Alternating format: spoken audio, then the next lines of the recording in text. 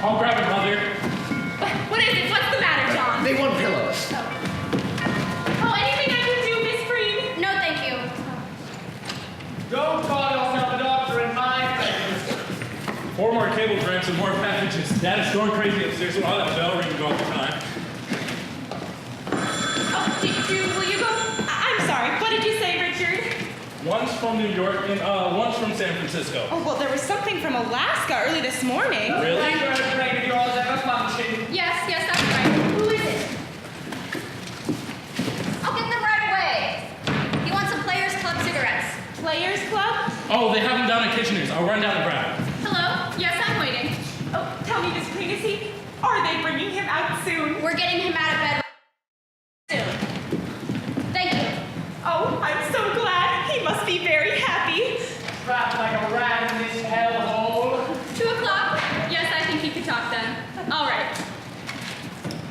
Well, who do you think that was? Mr. H.G. Wells from London. H.G. Wells on our telephone? I'll go, Mother. This certainly is a busy house. I got him his orange shoes. Oh, that's fine. Sarah, is it fresh? Yes, ma'am. You move like a broken down truck order. His voice is just the same as on the radio. Mother, we have visitors.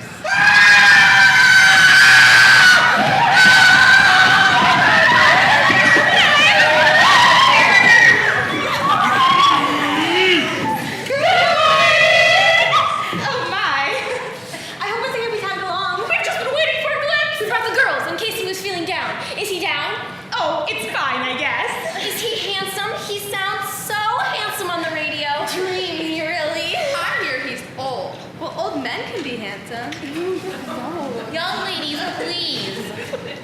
Girls, what do you think? He's getting up and coming out this morning. You don't mean it. Can we stay and see him? Why, of course. He'd love it. Glee Club, ready yourselves. This might just make you famous. Smiles now, everyone. Girls, do you know what just happened? I'll be upstairs, Mother, if you need me. What? Oh, yes. June, tell your father he better come down, will you? Mr. Whiteside is coming out. Yes, Mother. Is he really coming out? I brought him this plant. Do you think it's all right if I give it to him? Why, I think that would be lovely. And some calf's foot jelly. Why, how nice. Well, who do you think was on the phone just now? H.G. Wells. From London. He's had calls and messages from all over this country and Europe. The New York Times, Felix Frankfurter, Dr. Defoe, the Mount Wilson Observatory. Wait, what's that? I just can't tell you what's been going on. I'm simply exhausted. There's a big piece about it in this week's Country Home. Did you see it? No, really? You're in it too, Daisy. Listen. Portly Shirley Whiteside, critic, lecturer, wit, radio orator, intimate friend of the great and near great, last week found celebrated with no weapon with which to combat an injured hip. Foot. The Philadelphia Mr. Whiteside, trekking across the country one of his annual lecture tours, found his Waterloo in the shape of a small piece of ice on the doorstep of Mr. and Mrs. Ernest W. Stanley of Resort. Canceled lectures and disappointment to thousands of adoring club women in Omaha, Denver, and Point West. Further resort. The idol of the airwaves was further until in the home of Mr. and Mrs. Ernest W. Stanley. Possibility. Could this may be postponed this year? What's that mean? A small piece of ice on the doorstep of Mr. and Mrs. Think of it! So of course, if it was my house, Daisy, I'd have a bronze plate placed on the step, right where he fell. Well, of course, I feel terrible about it. He just never goes to dinners anywhere. And then he finally agreed to come here, and then this had to happen. Poor Mr. Whiteside. But it's going to be so wonderful having him with us, even just for a little while. Just think of it. We'll sit around in the evenings and discuss books and plays, all of the great people he's known, and he'll talk in that wonderful way of his. He may even read Goodbye, Mr. Chips to us. Read anyone. Mr. Whiteside. Good morning, ladies. Good morning! He's coming out any minute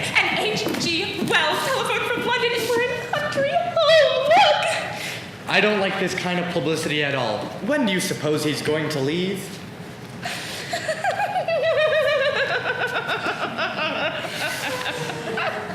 Well, he's only getting up this morning. After all, he's had quite a shock, and he's been in bed for 2 full weeks. He'll certainly have to rest a few days. Ernest! Well, I'm sure his being in the house is a great honor and all. It is a bit troubling. Phones going all the time, bells ring, messenger boys running in and out. Pardon me, Miss Stanley, have the cigarettes come yet? Oh, they're on the way. Cutler, my son, went for them. Thank you. This is Miss Cutler, Mr. Whiteside's secretary. How do you do? May I move this chair? You mean he's coming out? He is indeed.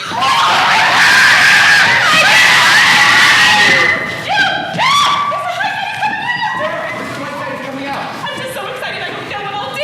Me too, I know that I'll simply... Good morning, Dr. Bradley. Oh, good morning, good morning. Well, here we are, merry and bright. Bring our little patient out, Miss Creed.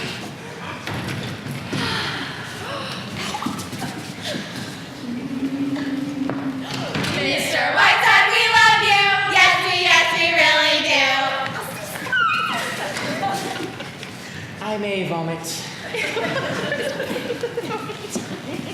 Good morning, Mr. Whiteside. I'm Mrs. Ernest Stanley. Do you remember? Oh, and I'm Mrs. McCutcheon. And I'm Mrs. Government. I'm Mrs. Dexter. I'm Miss Carter. And I am Mrs. Tinhuven. And this is the Massalia Glee Club. And this is Mr. Stanley.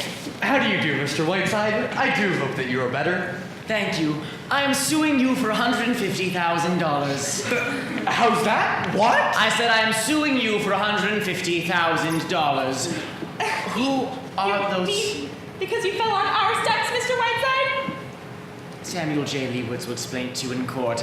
Who are those harpies standing there like the kiss of death? My Made from your own foot, I have no doubt. And now, Miss Cutler, I have a few small matters to take up with you.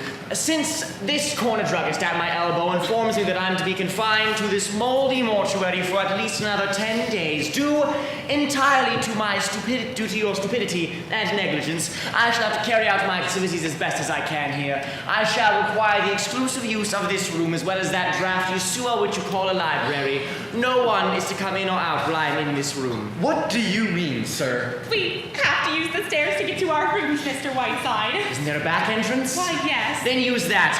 I shall also require a room for my secretary, Miss Cutler. Let me see. There'll be a great number of incoming and outgoing calls, so please do not use the telephone. I sleep until noon and must require absolute silence until that hour. There will be 5 for lunch today. Where is the cook? If I may interrupt for a moment, sir. You may not, sir. Will you take your clammy hands off of me? You have the touch of a sex-starved cobra. And now, will you all leave quietly, or must I ask my secretary to pass among you with a baseball bat? Goodbye, Daisy. We'll call you. Oh, no, we must not use the phone. Well, we'll see you. Goodbye. How rude. Now listen here, sir. There is nothing to discuss, sir. Considering the damage I have suffered at your hands, I am asking very little. Good day. I'll call you from the office later, Daisy. Not on this phone, please. Here is the menu for lunch. Oh, but I've already ordered lunch. It will be sent up to you on a tray. I'm moving the dining room for my guests. Where are those damn cigarettes? Oh, my son went for them. I don't know why he... Here, Sarah. Here's the menu for lunch. I'll have mine upstairs on a tray. Young lady, I cannot stand indecision when you either go up those stairs or come down them. Oh, good morning, Mr. Whiteside. Here's your cigarettes. I'm sorry I'm late. I had to go to 3 different stores. You were gone long enough to have a baby. Is there a man in the world who suffers as I do from the gross inadequacies of the human race? What are you doing? Go in there and read the life of Florence Nightingale and learn how unfitted you are for your chosen profession. Well, I think I can leave you in the capable hands of Miss Cutler here. Shall I look in again this afternoon? If you do, I shall spit right in your eye. What a sense of humor you writers have. You know, not that it's really worth mentioning, but I've been doing a bit of writing myself about my medical experiences. Am I to be spared nothing? Would it be too much to ask of you to glance it over while you're here? Trapped. In fact, I have a copy of it with me right now. It's called The Story of a Humble Practitioner, or 40 Years, an Ohio Doctor. I shall drop everything. Oh, Mr. Whiteside, that would be a great honor. Well, keep that ankle quiet for me and take those little pills. See you on the morrow. Goodbye. Oh, Maggie, will you take 40 years below the navel, or whatever it's called? Well, I must say you have certainly behaved with all of your accustomed grace and charm. Look here, Puss. I'm in no mood to discuss my behavior, good or bad. I had no desire to cross this cheerless threshold. I was hounded and badgered into it. I now find myself, after 2 weeks of racking pain, accused of behaving without charm. What would you have me do? Kiss them? Very well, Sherry. After 10 years, I should have known better than to try and do anything about your manners. But when I finally give up this job, I may write a book all about it. Through the years with Prince Charming. Listen, Repulsive, you are tied to me with an umbilical cord made of piano wire. And now if we may dismiss the subject of my charm, for which, incidentally, I receive $1,500 per appearance, maybe we can get back to work. Oh, no, we can't. Yes. My name is Harriet Stanley. I know you are Sheridan Whiteside. I saw this holly framed green against the pine trees. I remembered what you had written about Tess and Jude the Obscure. It was the nicest present I could bring you. For God's sake! What was that? That was Mr. Stanley's sister, Harriet. I've talked to her a few times. She's quite strange. Strange. She's right out of The Hound of the Baskervilles. You know, I've seen that face somewhere before. Nonsense, you couldn't have. Let's get down to work. Here, press this in the doctor's book. Here are some telegrams.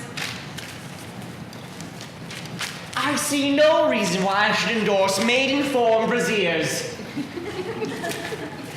What date is this? December 10th. I send a wire to Columbia Broadcasting. You can schedule my Christmas Eve broadcast from the New York studio, as I shall return east instead of proceeding to Hollywood. Stop. For special New Year's Eve broadcast, we'll have as my guests Yasha Heifetz, Catherine Cornell, Shea Perrelly, the Luntz, with Dr. Alexis Carroll, and Haley Selassie on shortwave from England, Whiteside. Are you sure you'll be all right by Christmas, Sherry? Of course I will. Send a cable to Mahatma Gandhi, Bombay, India. Dear boo-boo. Schedule changed.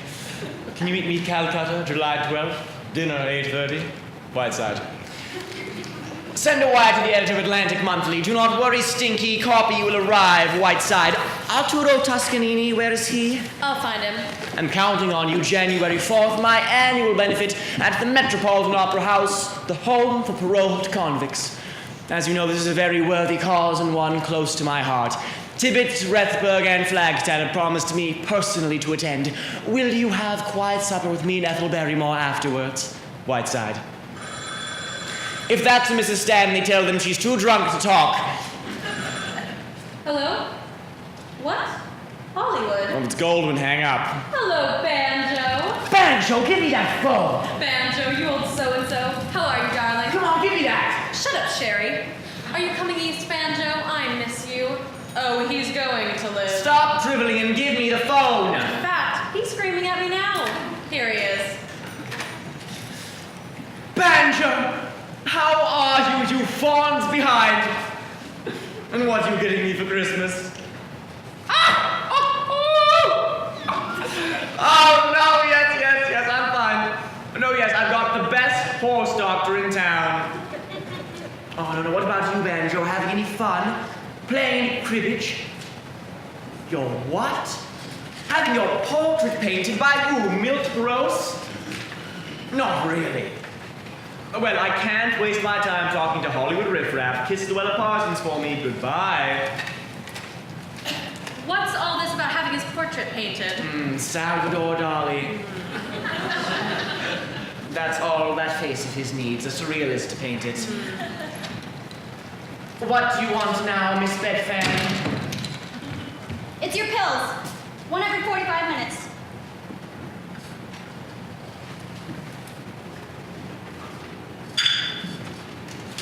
And now, where were we? Here's a cable from that dear friend of yours, Lorraine Sheldon. Oh, let me hear it.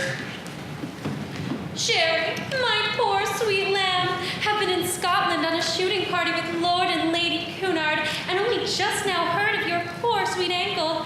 Am down here in Surrey with Lord Bottomley, sailing Wednesday on the Normandy, and cannot wait to see my poor sweet Joey. Your blossom girl, Lorraine. In the words of the master, I may vomit. Don't be bitter, puss, just because Lorraine is more beautiful than you are. Lorraine Sheldon is a very fair example of that small but vicious circle you move in. Pure jealousy, if I ever saw it. Give me the rest of those. Lorraine Sheldon, Lord Bottomley, my Aunt Fanny. Ah, it's from Beverly. Oh, England's little rover boy. Dear baby's breath. What is this I hear about a hip fractured in some bordello brawl? Does this mean our Hollywood Christmas party is off? Finish the new play in Pago Pago and it's superb. Myself and ukulele leave Honolulu tomorrow in that order. By the way, the Sultan of Zanzibar wants to meet Ginger Rogers. Your dear friend, Beverly Carlton. He does travel, doesn't he?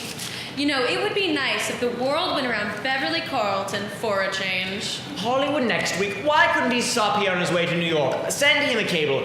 Beverly Carlton, Royal Hawaiian Hotel, Honolulu.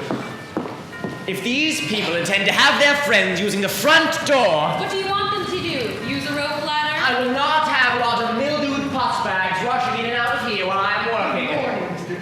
Hello, John. There's nobody home. The Stanleys have been arrested for white slavery. Go away. Hello, Mr. Whiteside. I'm Jefferson of the Massalia Journal. Get rid of him. I'm sorry, Mr. Whiteside is seeing no one. Really? So will you please leave? Good day. Mr. Whiteside seems to be sitting up and taking notice. I'm afraid he's not taking notice of the Massalia Journal. Do you mind? You know, if I'm going to be insulted, I'd like it to be by Mr. Whiteside himself. I never did like carbon copies. Touche, if I ever heard one. And in Massalia too, Maggie dear. Will you please leave? How about an interview, Mr. Whiteside? I never give them. Go away. Mr. Whiteside, if I don't get this interview, I lose my job. That would be quite all right with me. You don't mean that, Mr. Whiteside. You used to be a newspaper man yourself. You know what editors are like. Well, mine's the toughest one who ever lived. Oh, you won't get around me that way. If you don't like him, get off the paper. Yes, but I happen to think it's a good paper. William Allen White could have gotten out of Emporia, but he didn't. You have the effrontery in my presence to compare yourself with William Allen White. Only in the sense that White stayed in Emporia, and I want to stay here to say what I have to say. Such as what? Well, couldn't really put it into words, Mr. Whiteside. It'll sound like an awful lot of hooey, but the Journal was my father's paper. It's kind of a sentimental point with me, the paper. I'd like to pick up where he left off.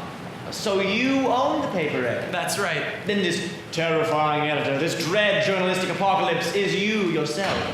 In a word, yes. I see. In the future, Sherry, let me know when you don't want to talk to people. I'll usher them right in. Hey, fellow, come over here. I suppose you've written that novel? No, I've written that play. Well, I don't want to read it.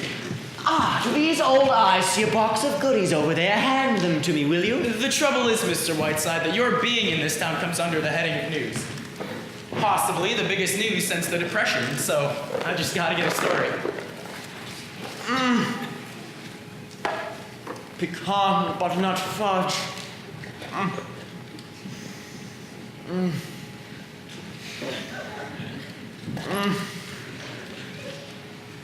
It's just delicious. Oh my, Mr. Whiteside, you mustn't be eating candy. It's very bad for you.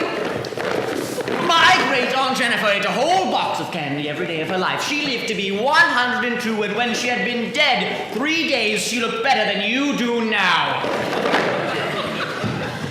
What was that old fellow you were about to say? I can at least report to my readers that chivalry is not yet dead. We won't discuss it.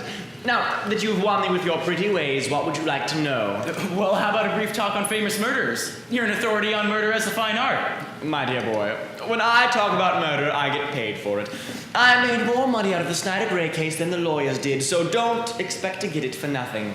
Well, then, what do you think about Massalia? Where are you going? How long are you going to be here? Just things like that. Very well.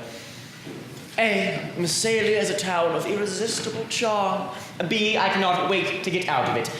C, from here I travel to Crockfield for my semi-annual visit to the Crockfield Home for Paroled Convicts, for which I've raised over $500,000 in the past 5 years.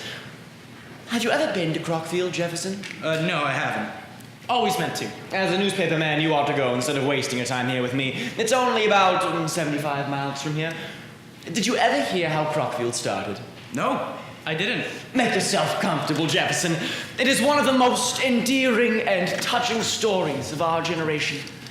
One misty St. Valentine's Eve, the year was 1901, a little old lady who had given her name to an era, Victoria, lay dying in Windsor Castle.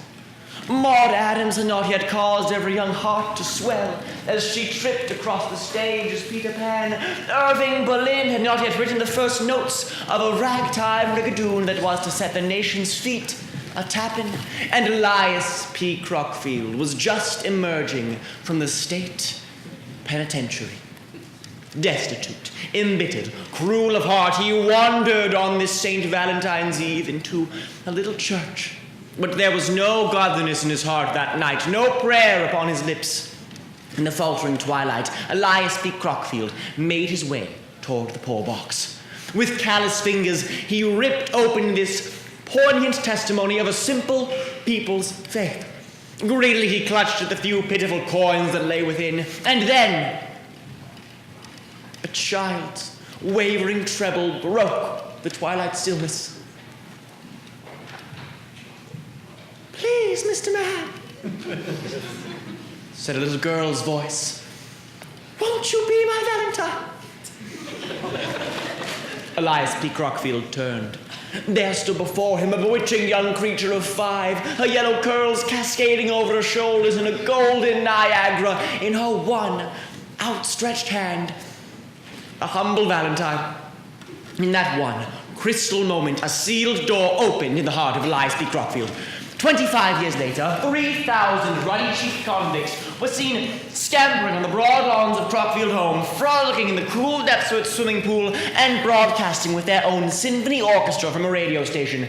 Elias P. Crockfield has long since gone to his maker, but the little girl of the golden curls, now grown to lovely womanhood, is known as the Angel of Crockfield, for she is the wife of the warden. And in the main hall of Crockfield Manor, hanging between a Rembrandt and an El Greco, there hangs, in a simple frame, a humble Valentine. And in the men's washroom, every Christmas Eve, the ghost of Elias P. Crockfield appears in one of the stalls and speaks the immortal words. Will you sign this, please? This aging debutante, Jefferson, I retain in my employ only because she is the sole support of her two-headed brother. I understand. Well, thank you very much, Mr. Whiteside. You've been very kind. I'm a cribbage player, by the way, if you need one while you're here. Fine. How much can you afford to lose? I usually win. Oh, we won't discuss that. Come back at 8:30. We'll play three-handed with Elsie Dinsmore. Sherry! Mets! Oh! Mets! You incredible beetle hound, what are you doing here? Explain, Sherry. First I kissed my little Maggie. Mets, darling, what a wonderful surprise. The enchanted Metz. Jefferson, you are standing in the presence of Professor Adolphe Metz, the world's greatest authority on insect life. How do you do? How do you do? Well, Sherry. Metz, stop looking at me adoringly and tell me why you are here. You're sick, Sherry, so I come to comfort you. Jefferson, he lived for 2 years in a cave with nothing but plant lice. He rates 3 pages in the Encyclopedia Britannica. Don't you, my little hookworm? Please, Sherry, you embarrass me. Look, I brought you a present to while away the hours. Please.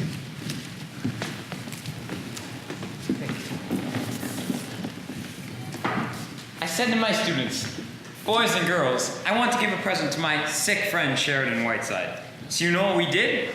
We made for you a community of Paraplaneta Americana, commonly known as the American cockroach. Behold, Sherry, Roach City. Inside here are 10,000 cockroaches. 10,000? Sarah, what do you think? And in 1 week, Sherry, if all goes well, there will be 50,000. If all goes well, what can go wrong? They're in there, aren't they? Quiet, please. You can watch them, Sherry, as they live out their whole lives. Look, there's their maternity hospital. It's fascinating. They do everything that humans do. Well. Please, Maggie. These are my cockroaches. Oh, sorry. Go ahead, Nets. With these earphones, Sherry, you listen to their mating calls. Listen.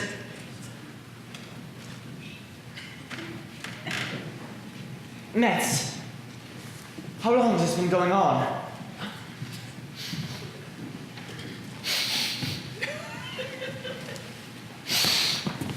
Aha! Paraplaneta Americana! There are cockroaches in this house! I beg your pardon? Mr. Whiteside, I don't know who this man is, but I will not stand here. Then go upstairs. These are part of our luncheon guests. Metz, you're staying for the day, of course. Certainly. Jefferson, stay for lunch. Glad to. Maggie, tell them there'll be 2 more. Ah, come right in, Baker. Good to see you indeed. For the lucky ones, of course.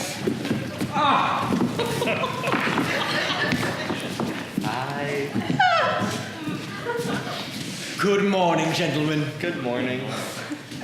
Jefferson, these are the fruits of that humble Valentine. These men, now serving out the final months of their prison sentences, have chosen to spend it within the ivy-covered walls of Brockfield. They have come here today to learn from me a little of its tradition. Gentlemen, I envy you your great adventure. Wait a moment. You're Michelson, aren't you? Butcher Shop Murders? Yes, sir. Thought I recognized you. That fellow on the end, Jefferson, is Henderson, the hatchet fiend. Always chopped him up in a salad bowl, remember? Chop, chop. Oh. Yes. Lunch is ready, Mr. Whiteside. Good, let's go right in. Anyone hungry? Haven't fed them in days. Can I help you? Thank you. We're having chicken to the tetrazzini and cherries jubilee for dessert. I hope every little tummy is aflutter with gastric juices. John, see that the Stanleys eat upstairs. I don't want a lot of people prying on their betters.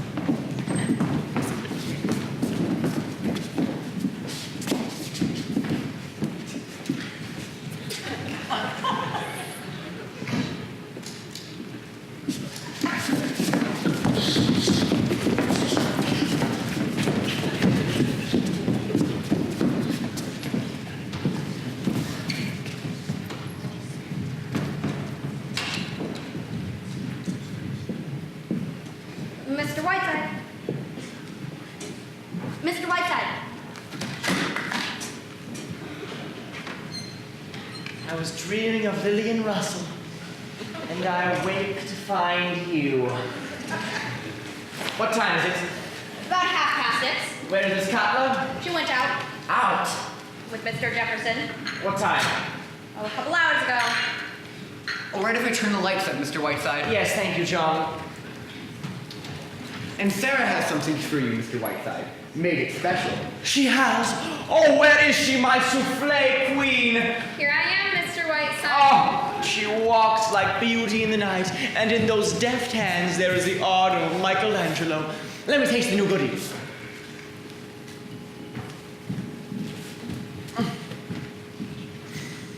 Poetry. Sheer poetry. I put a touch of absinthe in the dough. Do you like it? Ambrosia. And I got you your terrapin Maryland for dinner. Sarah, I've known but 3 great cooks in my lifetime. The Khedive of Egypt has one, my great Aunt Jennifer another, and the third, Sarah, is you. Oh, Mr. Whiteside. Tell me, how would you like to come to New York and work for me? You and Johnny. Why, Mr. Whiteside? Sarah! Why, it kind of takes my breath away. Why, it would be wonderful, Mr. Whiteside, but what would we say to Mr. and Mrs. Stanley? Just goodbye. But they'd be awfully mad, wouldn't they? After all, they've been so very kind to us. Well, if they're ever in New York, we can have them for dinner if I'm not in town. Now, run along and put plenty of sherry in that terrapin and think about what I've said, but it's all a secret, just between us. All right, run along. Miss Preen! Miss Preen! Yes, sir. Yes, sir. What have you got in there anyway, a sailor? I was just washing my hands What time did Miss Cutler go out? a couple hours ago. Mr. Jefferson called for her? Yes, sir. All right, go back to your sex life.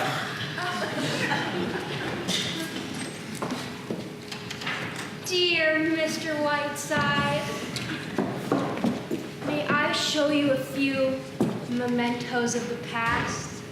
I somehow feel that you would love them as I do. Hi, friendly, Stanley.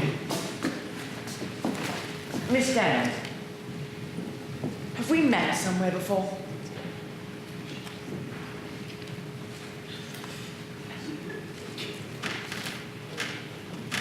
No. I would have remembered it. It would have been one of my cherished memories. Like these. Look. Here I am with my first sweetheart under our lovely beechwood trees. I was 8 and he was 10. I have never forgotten him. Oh, what happy times we had. Oh, what. But I tell you, I'm going to. Someone's coming. I'll come back. Now, Ernest, please. Please, Daisy. Mr. Whiteside, I want to talk to you. I don't care whether you're busy or not. I have stood all that I'm going to stand. This is the last straw. Indeed. I have just received a bill from the telephone company for $784. Oklahoma City, Calcutta, Rome, Australia, Hollywood, New York, New York, New York, New York. I understand. You're a distinguished man of letters. Oh, yes, of course, we both do. Please, Daisy. But in this past week, we have not been able to call our souls our own. We have not had a meal in the dining room once since you've been here. I have to tiptoe out of the house in the morning. Now, Ernest. I come home to find convicts sitting at my dinner table. Butcher shop murderers. A man putting cockroaches in the kitchen. They just escaped, Ernest. That's not the point. I go to the bathroom and bump into 22 Chinese students that you invited here. I tell you, I won't stand for it no matter who you are. Have you quite finished? I have not. I go down into the cellar this morning and trip over an octopus that William Beebe sent you. I tell you, I won't stand for it no matter who you are. I want you to leave this house as soon as you can and go to a hotel. Stop pawing at me, Daisy. That's all I've got to say. And quite enough, I should think. May I remind you again, Mr. Stanley, that I am not a willing guest in this house. I am told by my doctor to remain quiet here for another 10 days, at which point I shall get out of here so fast that the wind will knock you over, I hope. If, however, you insist on my leaving before then, thereby causing me to suffer a relapse, I shall sue you for every additional day that I am held inactive, which will amount, I assure you, to a tidy sum. This is outrageous! Outrageous! As for the details of your other petty complaints, those 22 Chinese students came straight from the White House, where I assure you they used the bathroom too. Mr. Whiteside, my husband did Yes, I did. I meant every word of it. There's only one small point in which I see a slight justice. I do not expect you to pay for my telephone calls and shall see to it that restitution is made. Can you provide me with the exact amount? I certainly can, and I certainly will. Good. I shall deduct it from the $150,000 I am suing you for. Now, Ernest. And now, thank you not to step on that octopus which once belonged to Chauncey Depew. You mustn't get excited. Remember, Mr. Whiteside is a guest here.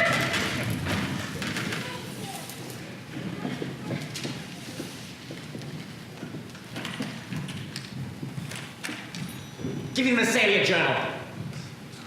No, I don't know the number. Hello, Journal? Has a Mr. Jefferson arrived yet? No, no message.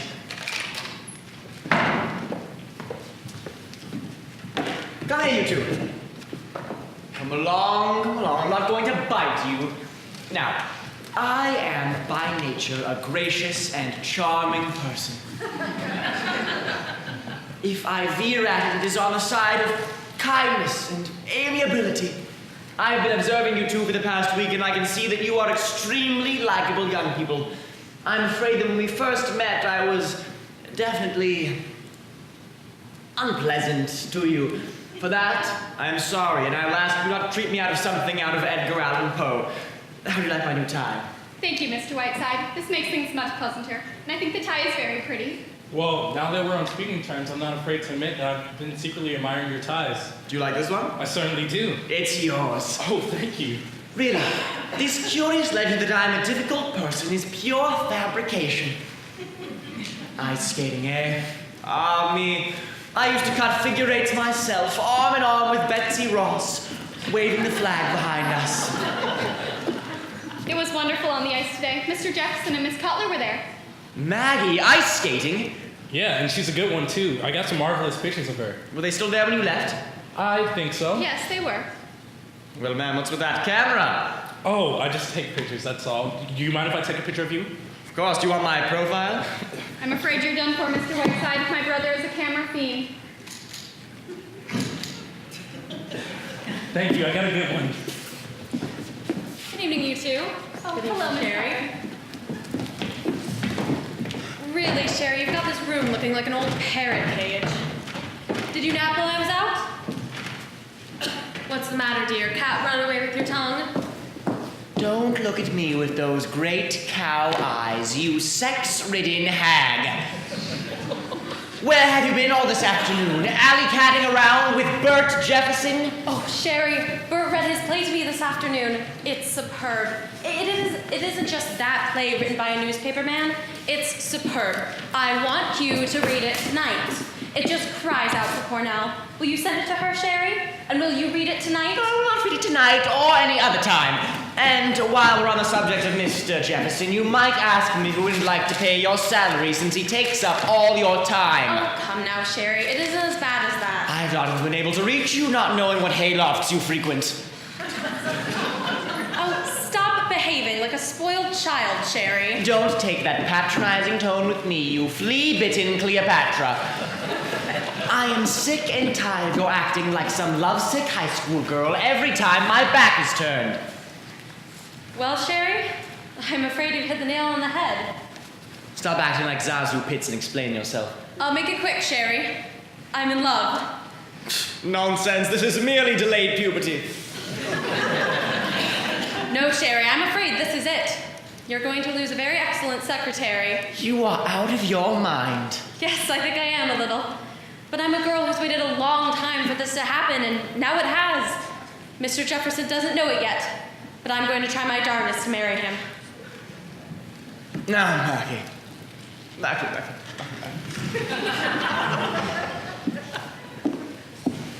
We have been together for a long time.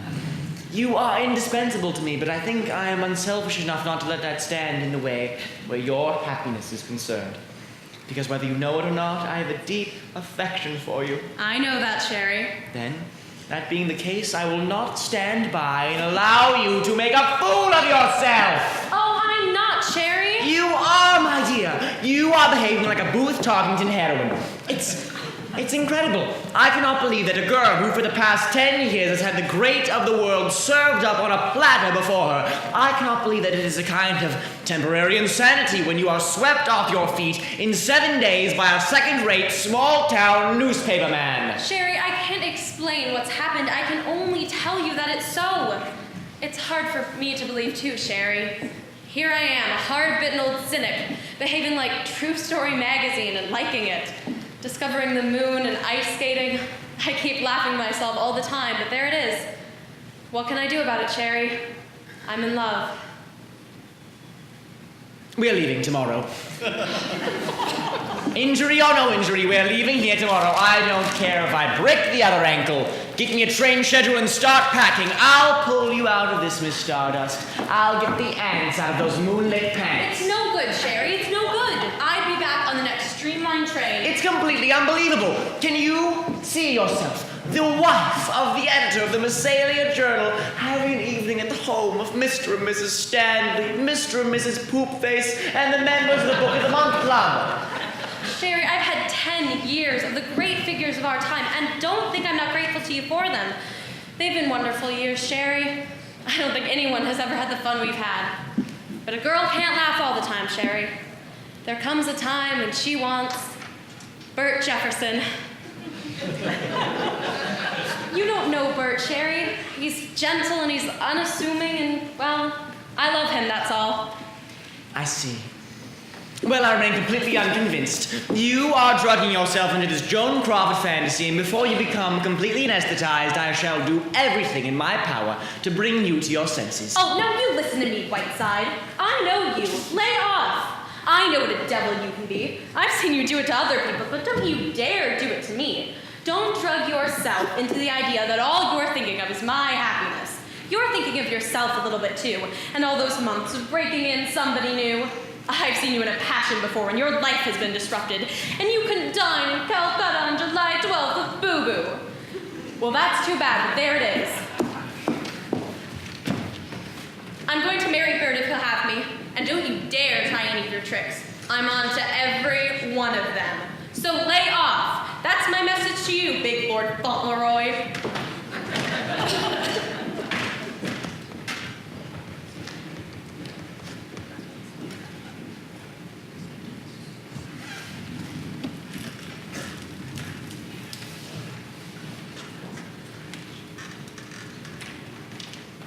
Hello.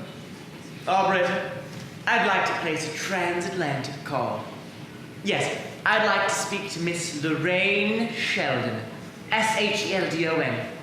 She's on the Normandy. It's here from Southampton day before yesterday. Well, when she arrives, tell her that Whiteside called. Thank you. Good evening, John. Good evening, Doctor. Hello, Mr. Whiteside. Good evening. Go away, Doctor. I'm busy. Now, Mr. Whiteside, what would be the very best news I could bring you right now? You have hydrophobia. Mr. Whiteside, you are a perfectly well man. You could get up and walk out of this chair right now. You could leave here tomorrow. What do you mean? Do you know what? I was looking at the wrong x-rays the whole time. I was looking at Miss Moffat's x-rays. You are a perfectly well man. Lower your voice, will you? Well, what's the matter, aren't you pleased? Oh, yes, naturally. Delighted. Doctor, I have some good news for you, too. I've been reading your book. 40 years, what was it? An Ohio doctor, yes. I consider it extremely close to being one of the great literary contributions of our time. Mr. Whiteside. So strongly do I feel it, Doctor, that I have a proposition to make you. Here and there, the book is a little uneven, a little rough. And what I want to do is stay here in Massalia and work on it with you. Oh, Mr. Whiteside, There's one problem, however. You see, if my radio public were to learn that I am well, they would force me to fulfill my contracts and I would be forced to leave Massalia. Therefore, we must not tell anyone, not anyone at all, that I am well. No, not a soul, not even my wife. That's fine. Now, Mr. Whiteside, when can we get to work on my book? I'm free tomorrow. I have a patient that's dying, but after that, I'll be completely free. Yes, doctor. Tomorrow morning. Would you excuse me? This is a private call. Oh, I'm so sorry. Mr. Whiteside, you made me terribly proud. Oh, yes. This is a great honor. Very proud, very proud. Bye.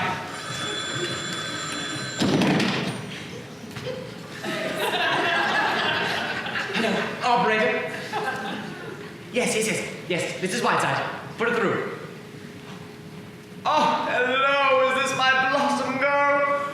How are you, my dear? Oh, no, yes, I'm fine. Yes. No, I'm still out here. Now, listen, Blossom. I've great news for you. I've discovered a wonderful new play with an enchanting part in it for you. Oh, yes, Catherine Cornell would give her eye teeth to play it, but I think I can get it for you. Oh, no, shh. No need to thank me, no. Yes. The author is a young newspaperman from Massalia. Yes, of course, he gave me the play with the understanding I sent it to Cornell, but if you jump on a train and get out here, I think you could swing it if you play your cards right. Oh, no, yes. Yes, he's young and attractive, and it's just your dish, my dear. It just takes a little doing, that's all, and you're the girl that can do it. Okay, no, don't send any word. Just jump on a train and arrive. Yes. I'll see you soon, Blossom. Thank you.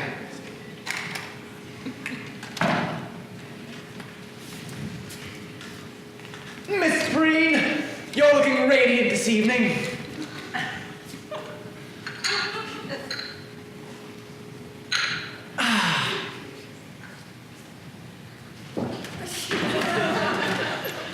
Sherry, I'm sorry for what I said before.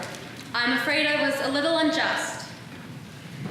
That's all right, Maggie. We all lose our tempers now and then.